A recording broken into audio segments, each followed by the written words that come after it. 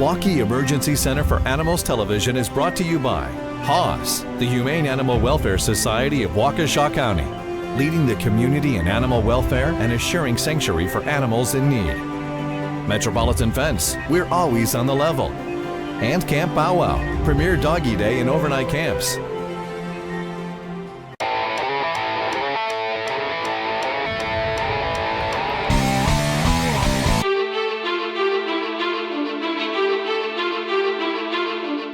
He's vomiting about 20 times, so now it's bloody, so they're extremely concerned. They woke up to like 12, 15 piles. So we're gonna get a minimum database and a radiograph to see if we can find out why he's doing that.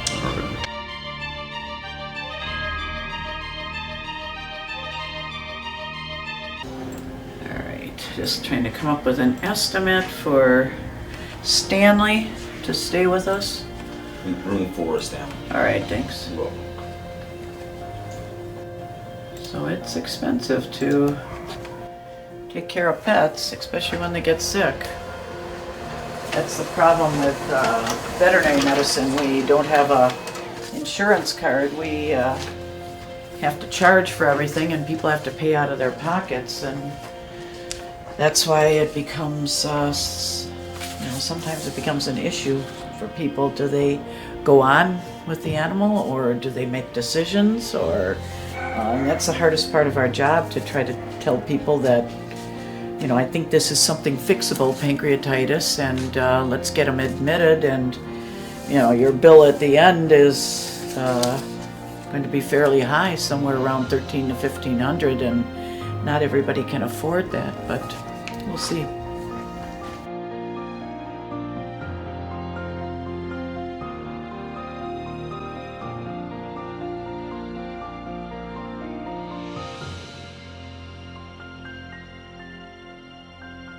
So it shows a lot of stool in the colon, but nothing really other than a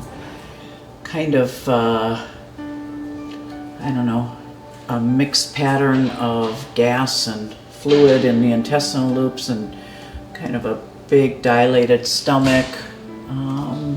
Kidneys look okay, liver looks pretty normal, bladder is normal, so I'm thinking something more like possibly a pancreatitis. So we're probably going to do an ultrasound now and look for changes in the pancreas. And he's been vomiting blood now. Come on, Stanley. Now he's like, I don't want to come out of there. People do very strange things, huh, Stanley?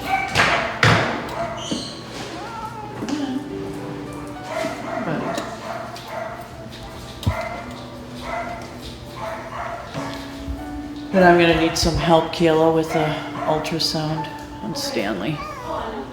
Yeah. What's up, Stanley? Are you getting kind of upset here? Can I shave your big fat belly, huh? That's what Mom calls it. There's a little bit of the pancreas up in here.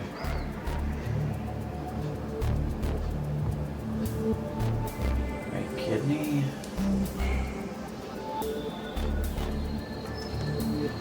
So I think bottom line is this cat has a mild to moderate case of pancreatitis, which is probably from chewing on stuff in the house. He got into a mouse the other day too.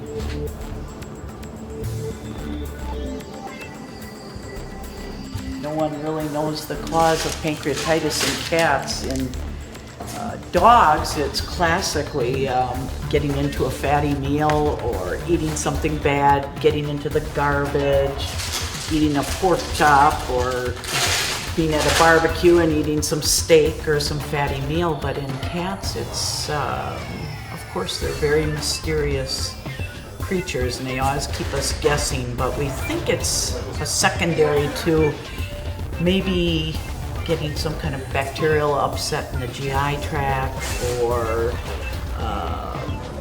eating something bad, or being stressed. No one knows for sure. And then it's a secondary, the pancreas gets inflamed. And then once the pancreas gets inflamed, it's an organ that helps digest your food, and it also secretes insulin. But when it gets upset, it upsets the whole everything in the intestinal system, in the liver, and so you get all kinds of things going on. I call it the bomb of the organ system in the abdominal cavity, because it acts like a bomb. It can explode and cause havoc in the whole abdomen. So, and it's very painful too. So we usually use fluid support and keeping food away and resting the pancreas for about 36 hours. And then also pain medication is very important in this treatment protocol. So they're going to get started on them right away, and he'll be with us for a few days.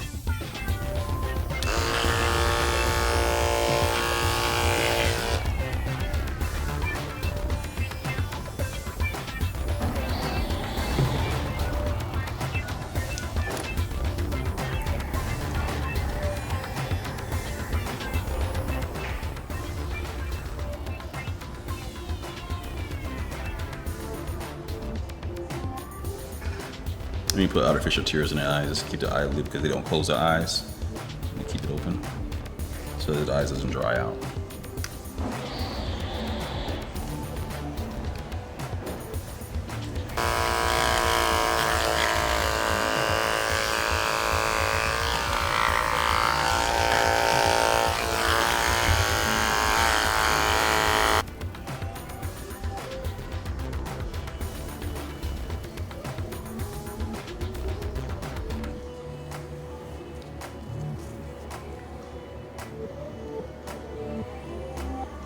What's it, disinfectant?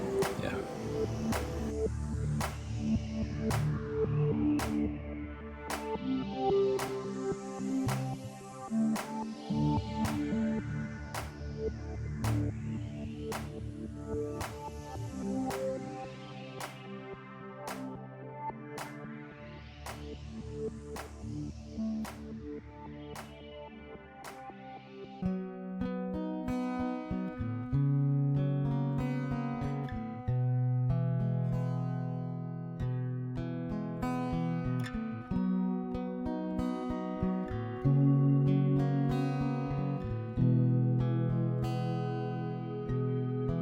This is a lure lock, so we can hook up to fluids. Okay. This is if we need to administer drugs, we can just stick a needle straight into it and be able to give it.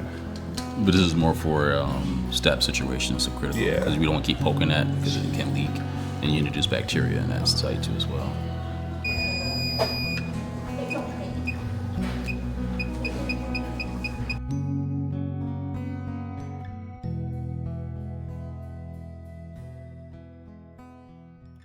Today's show is brought to you by HAWS, the Humane Animal Welfare Society of Waukesha County, Metropolitan Fence, and Camp Bow Wow. And now, a word from our sponsors. Welcome to Camp Bow Wow in Waukesha, the premier doggy day and overnight camp where a dog can be a dog. Our campers play all day in our 4 large indoor and 4 outdoor play yards. Watch your pup from anywhere in the world at our high-speed camper cams. Our certified camp counselors, spacious cabins with comfy cots, pup pools, and outdoor play equipment ensure that your pup has a great time.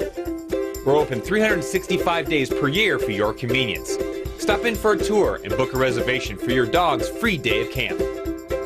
Visit campbowwow.com/Waukesha or call 262-547-WOOF for more information.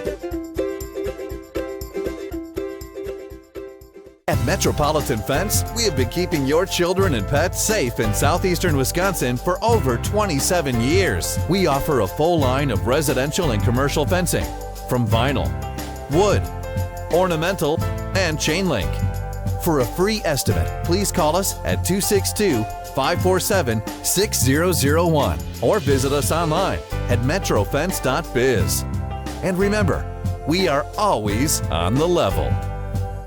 The Humane Animal Welfare Society of Waukesha is so much more than a shelter. Our adoption staff, animal caregivers, and behavior department ensure the best possible adoptive companion. Our spay-neuter programs actively combat pet overpopulation in our area, and our animal rescue team safely returns lost pets back home. Paws does one-on-one consultations, holds a variety of training classes and seminars, and even hosts camps for kids. Our shelter is and always has been open admissions and full service, providing resources for pets and their people for a happy lifetime together. Pause. We're building a society that's humane. Boarding, grooming, training, and more.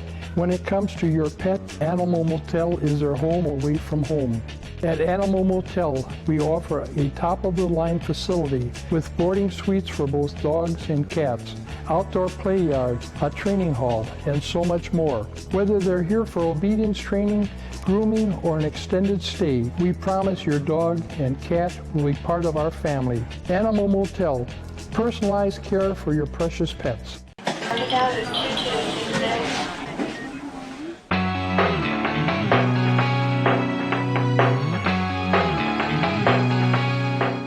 So this is Jenny, and they have misnamed it because I guess now recently the mom has seen the male parts, so Jenny is actually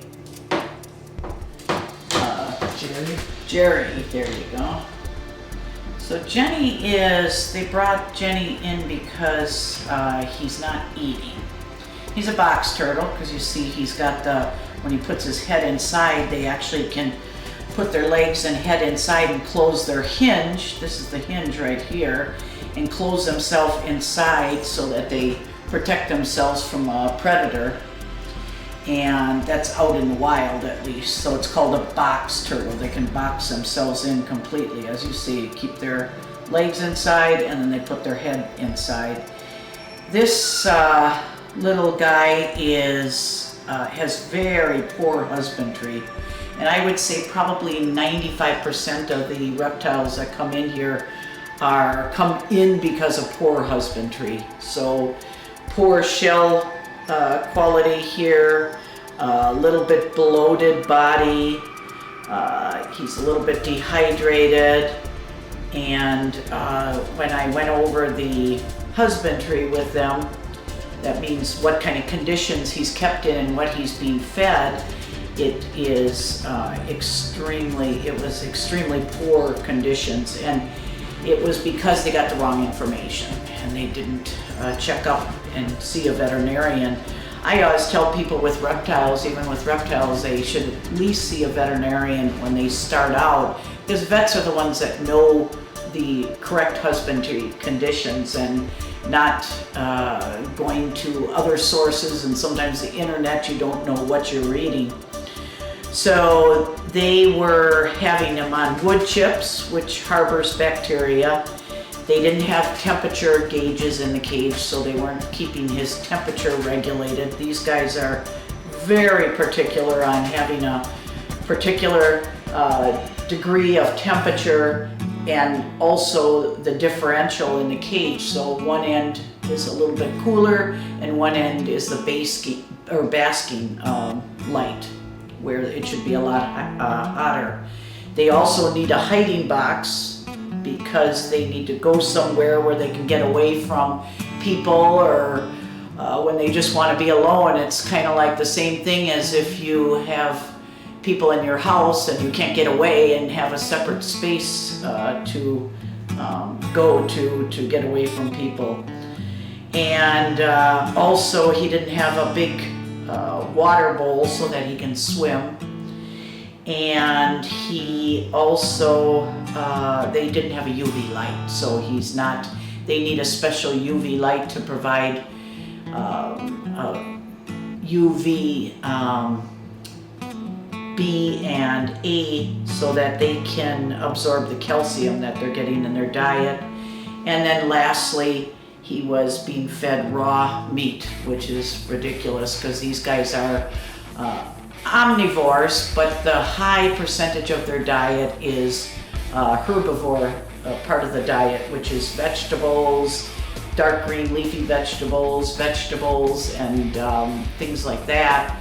and some fruits, about 10% fruits, and then only 10% of their diet is mealworms, waxy worms, and so the protein source of the diet. So we'll get them back into shape, and we're keeping them here overnight in 100 degrees, and then we'll give him a little bit of anesthesia tomorrow so we can get his mouth open and deworm him.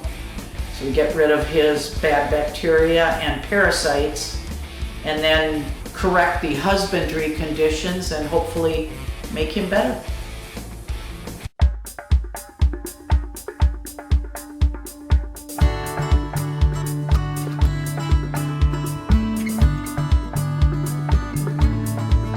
He just woke up yesterday and it was obvious his back leg was hurting him, and we came here and to visit my mom, and then he was just worse this morning, couldn't stand at all, so we brought him here. You want to hold on to him? I'm going to give him. Good boy. Stings a little bit. It'll make you feel better. You're being so good. Look at you. You're being a little doggy. There you go. Have you ever taken a temperature on a dog before?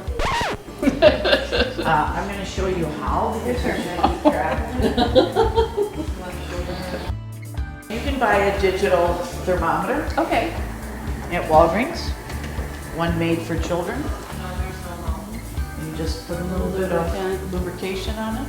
Alright, here we go. And then right in here, I can hold right and see. Right under the base of the tail.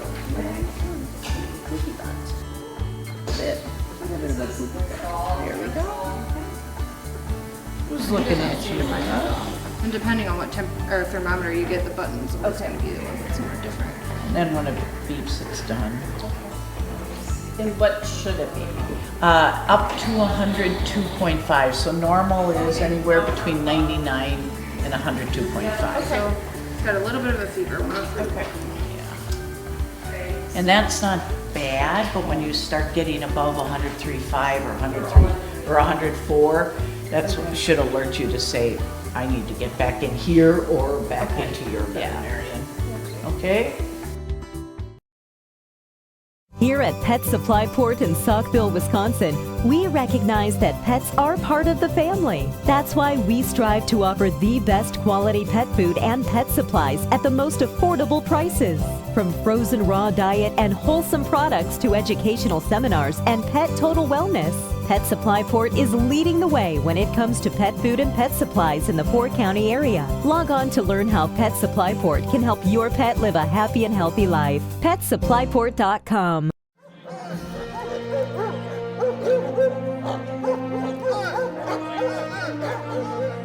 Hi, my name is Brandon Kinster, professional baseball player. This is my wife Melissa and my dog Bo. Did you know that every day police dogs risk their lives without the protection of a bulletproof vest?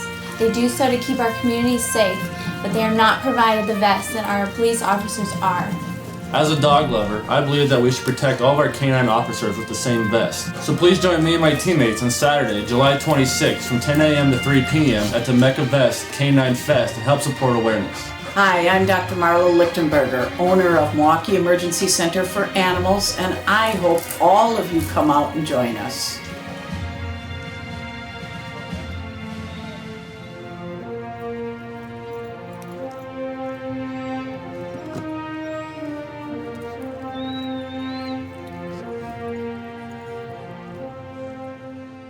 When it comes to your pet's health, proper nutrition is vital to a long and healthy life. That's why American Natural Premium products are growing in popularity at your local pet food store. American Natural Premium uses whole ingredients including meat and balanced protein. Best of all, it's quality pet food at an affordable price. If your dog is itching and scratching, has runny eyes, or does the butt scoot boogie across your floor, it's a good chance your dog has food allergies. Log on to AmericanNaturalPremium.com to learn about premium pet food without the premium price tag. Very difficult time giving meds to his bird. So he comes here once a day and we give the meds. He's quite a naughty bird. Naughty in the sense of he would like to take one of our fingers. That's how naughty he is. But I'm gonna try not to let him get one of my fingers.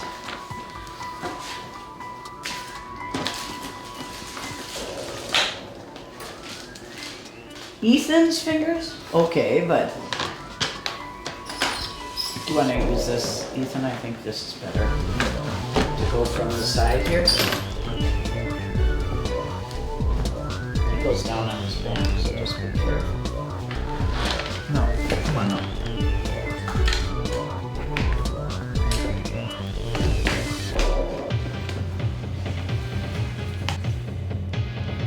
He's starting to get the trick of this now. Go ahead and take that. Ah, it's delicious. It's delicious. A little bit more. It's very delicious.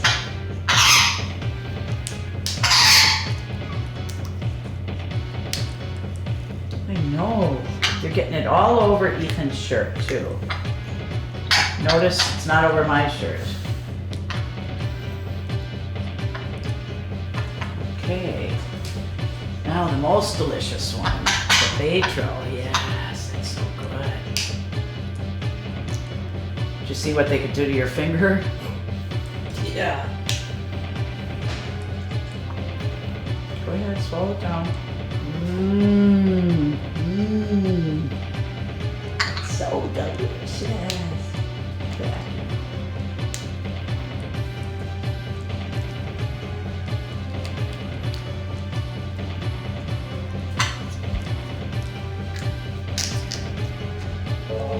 There you go. All right, good boy.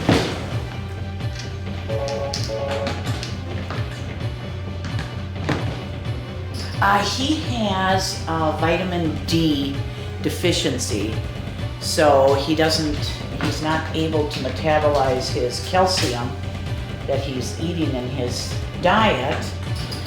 So we're providing him with a UV light, but the guy is having difficulties getting the calcium into the bird. And then he ended up getting a secondary crop stasis, and that's where the crop stops working, and he got an infection in his crop. So we're treating him with antibiotics and the calcium, and he'll get him back on his regular diet, which has a lot of calcium in it, and he provides him with a UV light. So in the summertime, sometimes he takes them outside too to get the sunlight benefit, but during the winter, he's under a UV light for 12 hours a day. It's pretty common in African gray parrots, or more common in African grays, to get a hypovitamin D problem. So they have a particular condition where they can't metabolize their calcium because they don't get enough vitamin D. So we have to provide it for them in a fake light or the real sun. All right, bye Zach, see you tomorrow. We're on a walk, and we got bit by another dog and actually degloved the back, kind of above the hips area. What do you mean deglove? Skin kind of was turned into a flap, and we actually had to remove it. We couldn't suture it back in, and now we have to do bandage changes every day till it heals in. We were very good today. We didn't have to use any sedation or anything. It's not as painful as it was, so.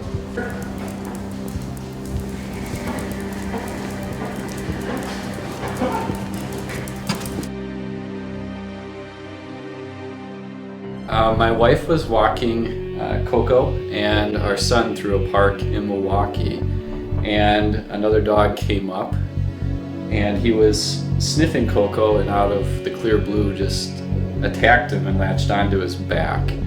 My wife had to get the dog off because the little girl that had the other dog couldn't control him. My wife was all by herself about a mile away from our house, so the woman who was in charge of the dog offered no assistance and just walked away from us. She had to walk home a mile with Coco in severe pain, and she immediately called me. I was at school. I'm a teacher for graduation. I had to leave school right away to rush back home. My wife also called one of her friends to help take care of our 18-month-old son, and we met here. The first time I saw the injury, I couldn't believe how bad it was. Just hearing her on the phone, I knew it was bad, but I couldn't have anticipated how bad he could have possibly hurt our dog.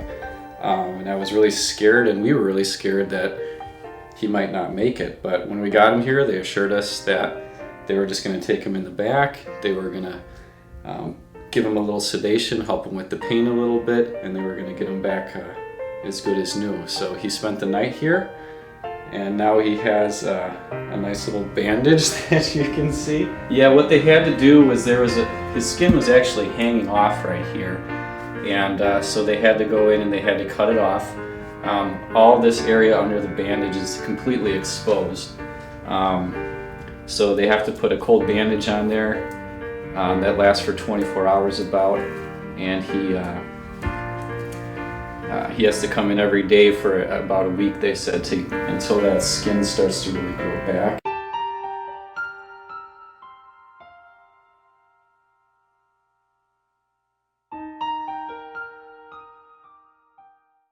Today's show was brought to you by HAWS, the Humane Animal Welfare Society of Waukesha County, leading the community in animal welfare and assuring sanctuary for animals in need. Metropolitan Fence, we're always on the level. And Camp Bow Wow, premier doggy day and overnight camps.